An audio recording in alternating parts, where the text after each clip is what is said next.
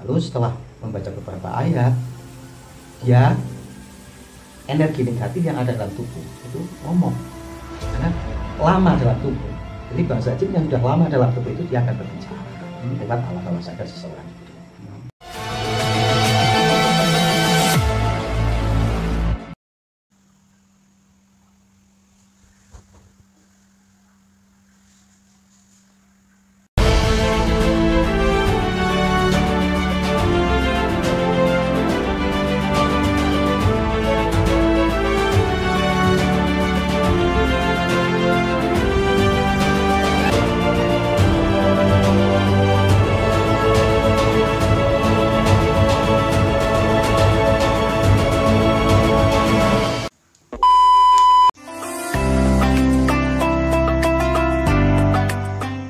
Assalamualaikum warahmatullahi wabarakatuh. Kembali lagi di channel kita, channel Pawon Opini, buat kalian yang doyan beropini Tanpa basa-basi.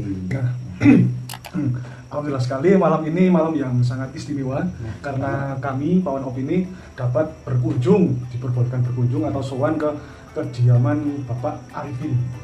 Beliau ini adalah seorang pemuka agama, seorang ustadz, yai. Nah, kebetulan sekali beliau ini ahli dalam ruqyah. Kalian tahu ruqyah? Nah, ini buat kalian yang malas beribadah ini perlu ruqyah. Nah, ya. Nah, setahu saya ruqyah itu ya pengobatan secara Islam. Ya. Bener Pak Arifin? Iya. Ya. Nah, untuk lebih lengkapnya lagi nanti kita bisa dengarkan langsung dari Bapak Arifin ini. Untuk penjelasannya ruqyah itu bagaimana, nanti caranya bagaimana dan lain sebagainya ya. Ya, sudah kita persilahkan Pak Arifin untuk perkenalan terlebih dahulu. Pak Arifin. Ya, assalamualaikum warahmatullahi wabarakatuh. Waalaikumsalam warahmatullahi wabarakatuh. Bismillah, alhamdulillah, wassalatu wassalamu ala rasulillah Muhammad bin Abdullah. Terima kasih atas kunjungan adik-adikku semua. Semoga kalian mendapatkan keberkahan dari Allah Subhanahu wa Ta'ala. Semoga kalian panjang umur, terhindar dari mara bahaya dan segala. Amin. Ya, terima kasih atas lautnya panjenengan semua. Langsung saja, ruqyah itu istilah sekarang karena sedang banyaknya booming tentang ruqyah. Orang-orang pada masa dulu itu kalau sakit pasti dia disuwuk. Kalau istilah dulu itu adalah suwuk. Para kiai, para pemuka agama pada masa dulu itu namanya suwuk. Nah, sekarang gaya baru yang sekarang ini dinamai dengan ruqyah. Kalau orang dulu itu kan tidak ke dokter, tidak ke sini, tapi dia pakai metodologi suwuk, yaitu metodenya adalah air putih yang dibacakan ayat-ayat Al-Quran. Kalian harus tahu bahwa metodologi terapi kesehatan pakai metodologi Al-Quran itu dinamakan ruqyah syar'iyyah, syar'i. Dan banyak kalangan masyarakat di situ tentang ruqyah itu takut tuh Mas Didi, takutnya nanti kesurupan. Ruqyah itu bukan kesurupan, ruqyah itu untuk mengeluarkan energi negatif di dalam tubuh. Karena energi negatif itu akan menjadikan badan kita sakit. Kalau istilah energi negatif itu bangsa jin. Karena yang bisa masuk ke dalam tubuh manusia itu selain makanan, minuman, apapun lah, itu ada jenis makhluk Allah, semua makhluk Allah. Ada jin, ada setan, ada iblis yang bisa masuk ke tubuh manusia. Dan ketika jin itu masuk ke dalam tubuh manusia, maka manusia akan menjadi sakit badannya. Seperti itu Mas. Sakitnya biasanya kalau di situ ada energi negatif atau bangsa jin yang masuk ke tubuh manusia lewat aliran darah. Karena Rasulullah SAW bersabda, bangsa jin itu masuk ke dalam tubuh manusia melalui pori-pori dan berdiam di darah atau aliran darah. Yaitu ada darah kotor biasanya masuk ke situ. Maka dia biasanya jadi sering sakit kepala, itu pasti, migrain. Dan sini punggung sini tuh terasa berat. Indikasinya apa? Ya, indikasinya itu terasa berat, sering sakit kepala, apa isinya? Boyotnya tuh boyot itu. dan sesak nafas dan ulu hati pun kadang sakit. Itu indikasi bahwa orang tersebut ada energi negatif atau bahasa jin campuran bahasa jin. Itu seperti itu. Untuk ruqyah sendiri nih Pak, ini makanya ada berapa jenis sih kalau ruqyah itu? Ya, ruqyah itu ada namanya ruqyah syariah. Iya. Ada juga namanya ruqyah syirkiyah. Ruqyah dan syirkiyah. Catat itu. Ruqyah syariah adalah ruqyah yang diajarkan oleh Nabi, yang disetujui oleh Nabi.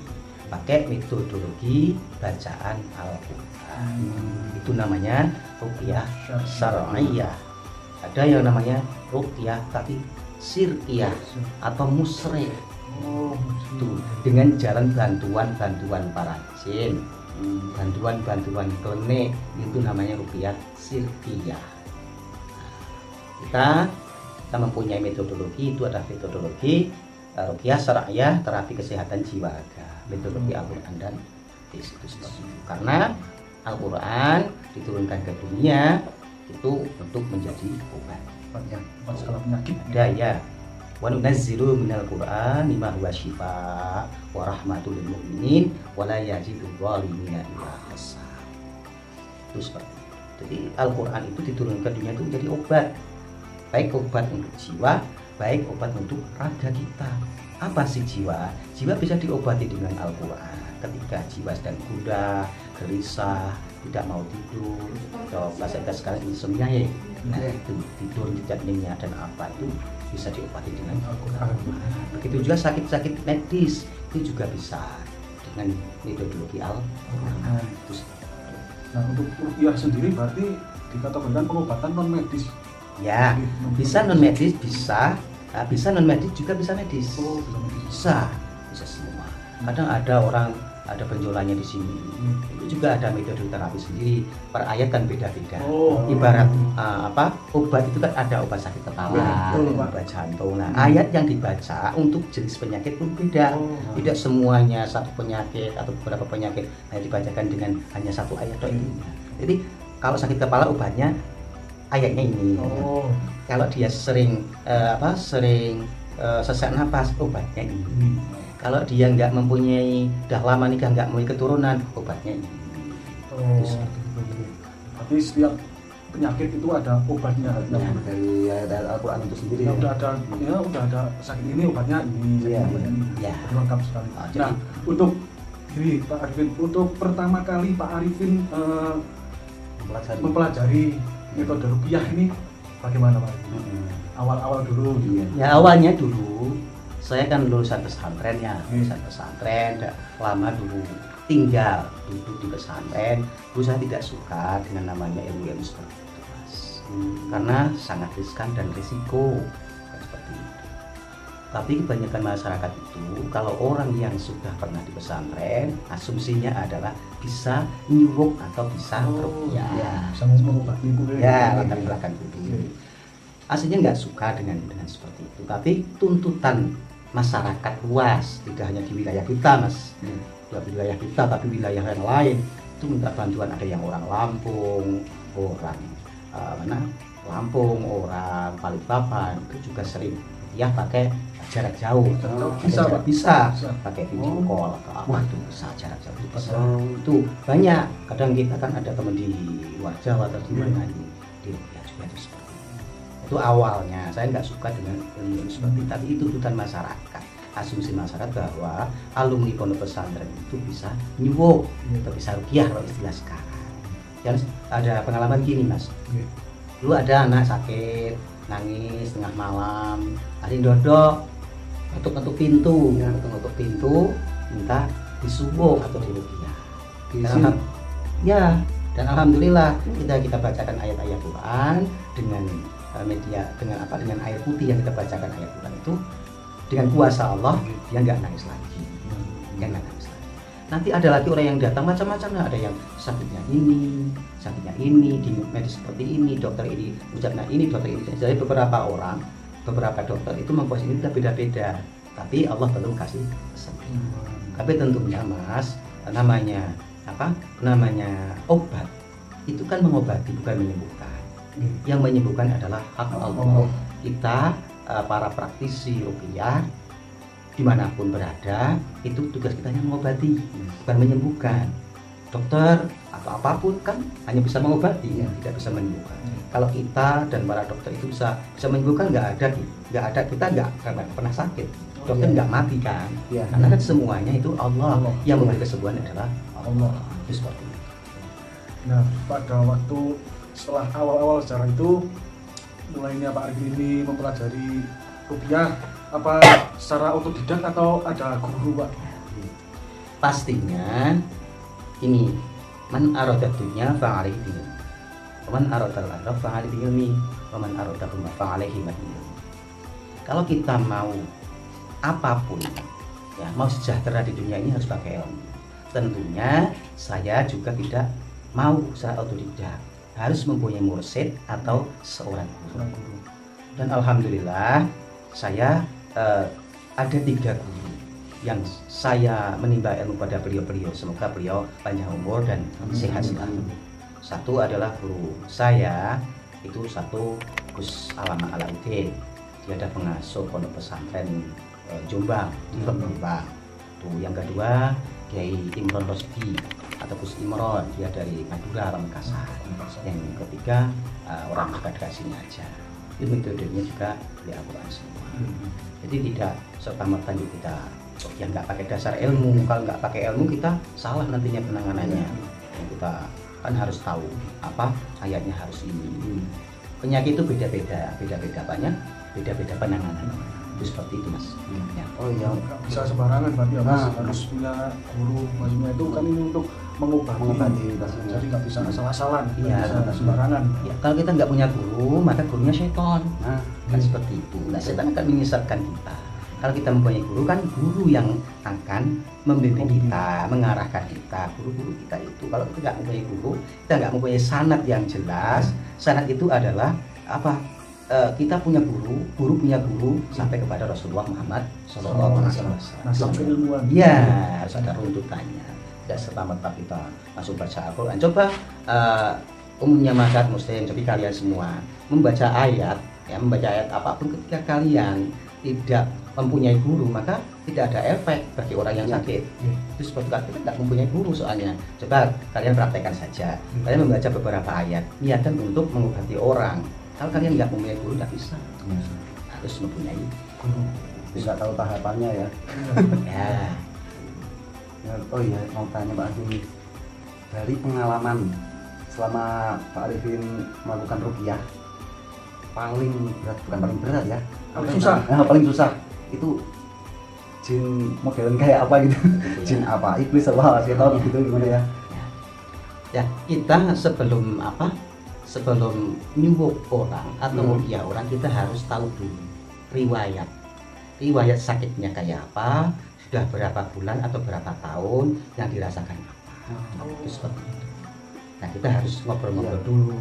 Satu, kita harus dakwah dulu kepada mereka. Yang ketiga, kadang sakit itu karena kesalahan kita sendiri, Mas. Satu, kadang omongan kita tidak terkontrol. Sering gunjing orang, sering dengki kepada orang, gak suka dengan seseorang, jadi kita sakit juga. Itu latar belakang. Kita punya dendam dengan seseorang, itu akan jadi sakit. Seperti itu latar belakang orang yang sakit itu harus kita kupas dulu. Kita kupas, baru kita dakwai, kita berbuat baik kepada siapapun. Nah, setelah kita sadarkan, dan kita dakwah, baru kita dan sakit kan ada beberapa macam. Gangguan para jin itu, orang yang sakit itu kan banyak macamnya. Satu karena faktor ucapan, itu sering ngomongin orang, nggak suka dengan. Yang kedua adalah faktor lingkungan yang ada di sekitar kita. Nah, kita nggak boleh sembarangan dengan lingkungan, dengan alam semesta. Nggak boleh buang sampah sembarangan. Karena gini, Mas, buang sampah sembarangan itu akan menjadi penyakit. Tanpa itu sampah itu kan mengandung bakteri, virus. Dan ketika di situ sudah jadi virus, maka dia akan menyebar kepada manusia, dan dia akan sakit. Dan kalau kita buang sampah sembarangan, contoh kita pakai kresek, buang langsung ke kali besar itu, buangnya sembarangan. Nah, di dalam kali yang besar itu, sungai yang besar itu, biasanya untuk apa? untuk pembuangan bangsa-bangsa jin. Nah, di situ kalau jinnya sedang taring, ya sedang apa? Berjemur di situ ada mungkin di situ dan tempat itu. Ketika kita tidak tahu, orang itu tidak tahu apa rupanya jin kayak apa, apa sedang kayak ya, itu sedang berjemur atau sedang berduduk di situ. Tadi kasih sampah, dan dia kecanda, entah itu kepalanya, entah itu apanya badannya, dia kan ngamuk. Namanya, nah jadi apa namanya masuk setan, dendamnya para jin. Ya, itu menjadi sakit. Pernah ini pengalaman ya, Mas Bayu, Mas Didi. Pernah saya ada pasien, dia sakit di rumah sakit, Allah belum kasih kesembuhan. Dia stroke, dia stroke. Sampai makan obat itu tiap hari itu makan obat 90 butir obat. Setiap hari itu 90 butir obat. Setelah itu katanya kan riwayatnya kayak apa dah Pak, saya bilang sama orang itu, Pak, Bapak sudah pernah berobat pada orang-orang pintar katanya. Sudah Pak, tapi belum sembuh. Oh ya, saya bilang sabar, tuh nggak boleh putus asa ya Pak ya, kita manusia itu usaha tidak bisa menyembuhkan penyakit apapun. Ya, coba Bapak saya kasih air ya, kasih air yang sudah saya bacakan Fatihah, Falaq dan lain sebagainya. Nah, di situ apa? Reaksi dan kita berdiskusi kepada bapak-bapak itu. Lalu setelah membaca beberapa ayat, dia energi negatif yang ada dalam tubuh itu ngomong, karena lama dalam tubuh. Jadi bahasa jin yang sudah lama dalam tubuh itu dia akan berbicara lewat hawa sadar seseorang itu seperti itu. Dan saya bilang pada energi negatif atau jin yang ada dalam tubuh itu, kamu kenapa ada di dalam tubuh? Dia bilang, ya saya sedang berjemur kok diobrak-abrik. Diobrak-abrik, saya sedang berjemur diobrak-abrik itu sawah kan, dia punya lahan sawah, punya rumah-rumahan itu loh di sawah kan, gubuk ya. Nah, rumah-rumahnya itu dibongkar tanpa kita ucap salam. Maka kalian semua di alam bebas dimanapun ucapkan salam kepada para hamba-hamba Allah dan para makhluk-makhluk Allah. Nggak boleh sembarangan. Nah, maka dia nggak terima, dia masuk tubuh orang yang sakit. Itu Mas, 90 butir obat setiap hari, Allah belum kasih kesembuhan. Nah, itu karena apa? Sembarangan dengan alam. Nggak boleh. Kita mau ke sawah, kita mau ke laut, kita mau ke gedung kemana, jangan lupa doa dulu dari rumah. Bismillahi tawakkaltu la haula wala quwata illa billah. Terus berdoa dulu. Ketika kita ke sawah, ketika ke alam bebas, ucapkan salam, assalamualaikum warahmatullahi wabarakatuh. Karena semua alam itu ada penduduknya, bukan hanya manusia yang ada di dunia ini. Tapi penduduknya apa? Hewan. Ya, hewan kan bermacam-macam, ada ular, ada macan, ada apapun, juga ada bangsa jin dan bangsa setan juga, bangsa iblis juga ada di situ. Maka kita harus ramah kepada semuanya. Itu seperti itu Mas. Intinya kita harus senantiasa menjaga alam. Iya. Dan jangan lupa kemana-mana keluar rumah harus berdoa dan ucapkan salam. Ya. Tempat baru itu, terutama tempat baru ya. Oke, buat teman-teman semua sudah cukup ya Mas Bayu ya. Mungkin sudah jelas sekali. Ya, tadi yang disampaikan oleh Bapak Arifin ini sudah jelas sekali tentang apa itu ruqyah dan pengenalannya dan sebagainya. Nah, untuk Pak Arifin sendiri, untuk harapan untuk orang-orang yang biasanya kan takut untuk diruqyah itu, monggo Pak Arifin disampaikan bahwa sebenarnya ruqyah itu tidak menakutkan, malah justru membersihkan energi-energi negatif yang ada di dalam tubuh. Monggo Pak Arifin. Ya, bagi saudara-saudaraku semuanya, baik muslim ataupun non muslim, itu bisa diruqyah. Ya Mas, bisa semua orang, nggak usah kita melihat latar belakang agama apapun, bisa diruqyah. Ya, bisa diruqyah, tentunya ruqyah syar'iyyah. Dan tidak usah takut untuk diruqyah. Ruqyah itu tidak untuk kesurupan. Dan di ruqyah itu tidak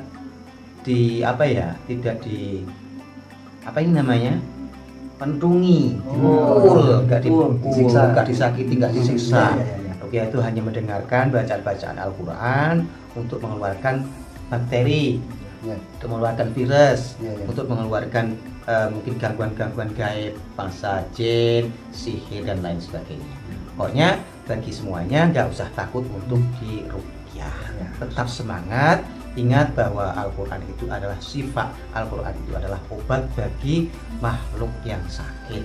Dan ruqyah itu tidak hanya untuk manusia, bisa juga hewan atau rumah atau apa itu bisa diruqyah atau bisa disuruh. Itu ya Mas Didi sama Mas Bayu. Jadi jangan usah takut, siapapun warga masyarakat yang ingin sehat, ya mari pakai metodologi Al-Quran. Kita Muslim, kita harus percaya dengan Al-Quran bahwa Al-Quran itu adalah obat bagi semua penyakit. Itu aja ya. Terima kasih. Assalamualaikum warahmatullahi wabarakatuh. Waalaikumsalam warahmatullahi wabarakatuh. Terima kasih Bapak Arifin. Mungkin kedepannya kita bisa mengadakan ruqyah massal, mungkin bisa gitu. Insya Allah bisa. Nah, ini kesempatan yang sangat Langka luar ya. biasa. Nanti mungkin dari tim menyediakan sebagai wadah untuk mendaftar. Benar. Bisa nanti kita cantumin nomor salah satu dari tim. Nanti kalau misal teman-teman semua ingin, saya pengen diruqyah nih, bisa nanti hubungi nomor tersebut. Ya. Nanti tinggal kita menentukan harinya.